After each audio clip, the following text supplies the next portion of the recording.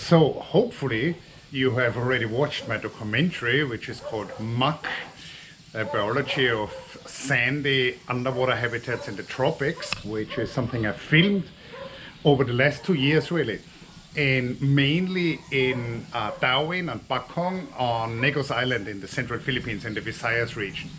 And I thought maybe it's interesting to give you a little bit of a behind the scenes look at this documentary. And a point I want to make is that the availability of really high quality video gear and scuba diving gear at quite an affordable price has made documentary making much more democratic.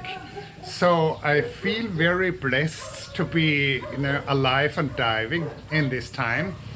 50 years ago, I would have had to be a big shot with the BBC in order to record these things and to edit that and to do all the underwater filmmaking I'm doing.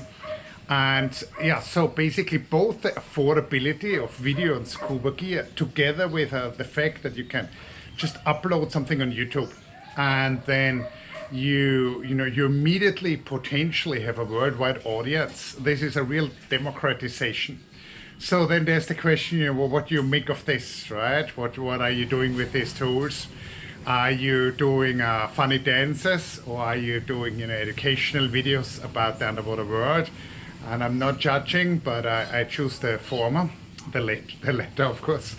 And I'd like to show you a few of the pieces and bits which I used during the making of this documentary. So this is the scuba diving setup I'm using. And I'm using a single tank. I'm using a backplate setup. So you can see this is not your traditional jacket PC, but it's a backplate, which at this point this is nothing too crazy, and this has two advantages. So I occasionally still tech dive, and then at that point I don't really have to modify anything which is in front of my body. I just replace obviously the tanks. The first stages, that's obviously the first stage. So there would be two tanks, two first stages, and a different wing, like a buoyancy compensator. But the rest will be the same. Now, there's this backplate here, which weighs about 3 kilos. It's made out of steel. Now I'm still using 2 kilos of weights, and that's because I got a bit fat during the pandemic. Now, but I could dive without that. So the fact that this backplate is, obviously just all over my back, that makes buoyancy very good. And yeah, there's just like a single tank full of 200 bar of air, and I would occasionally solo dive when I wasn't going very deep, or I'd go with 1 or 2 buddies. Diving is not very challenging where I am, and often these are dives to 15 meters, and there's not a lot of current. It's warm. I don't even wear a wetsuit. I wear a rash guard, and so this is pretty standard scuba gear. And the key really for good filming is not what kind of fancy diving gear you can afford, but the key is what kind of buoyancy do you have. First of all, you have the eye to find something interesting, and number two, can you keep your position still in the water? Can you keep your camera still? And this is a skill which took years to master. So I guess it's really at this point it's a matter of using that gear, not a matter of buying fancy gear. So let's check out where I did a lot of the filming. So I'm walking to the beach. There is actually one dive site where I did quite a bit of filming, which is very close to our house. And just so that you get an idea of the diving conditions around here, particularly during what I would call many people call the tropical summer, like April, May, maybe early June. And you'll see these are great diving conditions.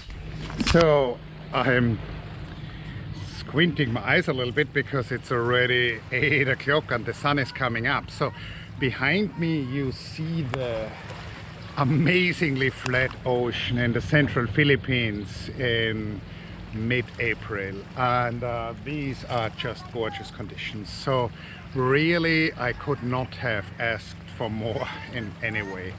So if you are interested in muck diving, you know, this is the place to be honest. And so you can see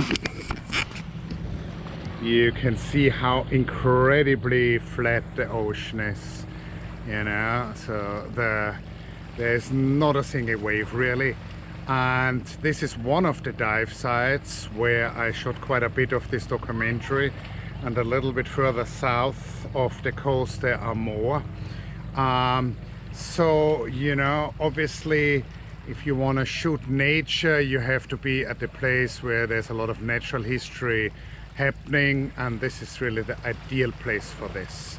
So, you know, here there are two of my neighbors here fishing, and in terms of small marine animals, this could not be better. And essentially a big part to me of filming or photographing nature is how much time are you investing. So if you go diving once, you will see nice things. If you go diving 100 times, you will just, you know, by chance encounter really spectacular things.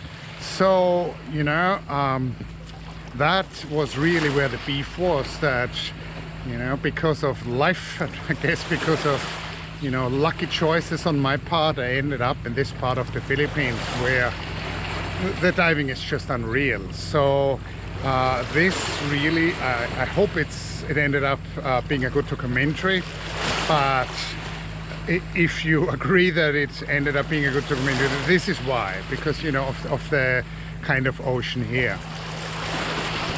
Okay, finally, which video and photo equipment have I been using now? This is a Olympus, and now the Olympus sold their camera branch, so now they're called OM System TG6 in a Olympus housing. This, I believe, is, you know, in terms of camera power per price, this is the best camera in the history of cameras. So this is about 20,000 pesos, so something like 400 euro. And then I'm using a video light.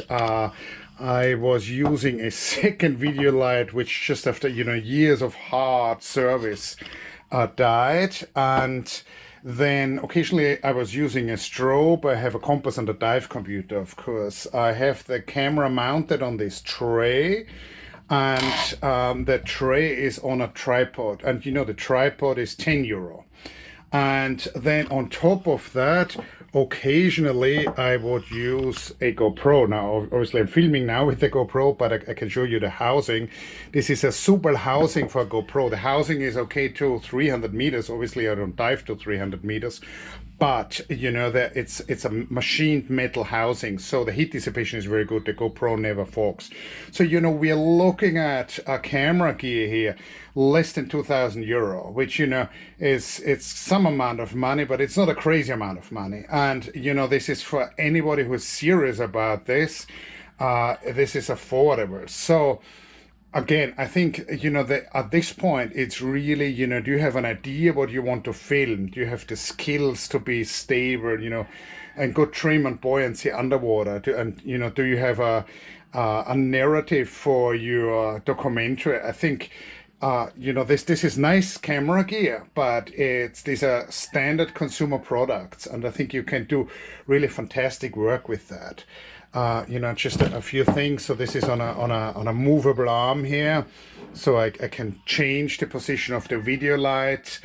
What else? Yeah, so I would switch the setup around. I would either have two video lights, or I would have a video light on the GoPro that I could get two viewpoints of one scene with that. So, you know, also this tripod, right? This is not a standard underwater you know, camera setup, but, you know, obviously there's the right thread to attach it here, and this really helps to keep your camera stable. So little things, right? A little bit of creativity and thinking can really help you a lot in your underwater filming.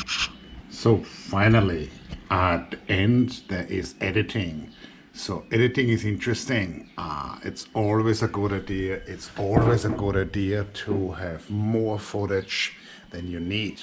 And then you just have to piece it together. You have to put the most spectacular pieces of footage in your final video. You really have to have a story. You have to have a logical sequence of little clips, and then you're gonna have a good video hopefully. So I use what's called VSDC video editor, which is great. It's very intuitive, it's very powerful, and then that's it, right? So yes, I think you should give it a shot. I think documentary filmmaking, nature filmmaking these days is in a fantastic spot in terms of the tools you have. You know, you have camera hardware, which is, maybe it's not cheap, but it's affordable, and you know, for the regular person, you know, versus for like a big production company. And you have software which can really help you along. And yeah, I think we're really at a point where your creativity is the bottleneck. So give it a shot yourself.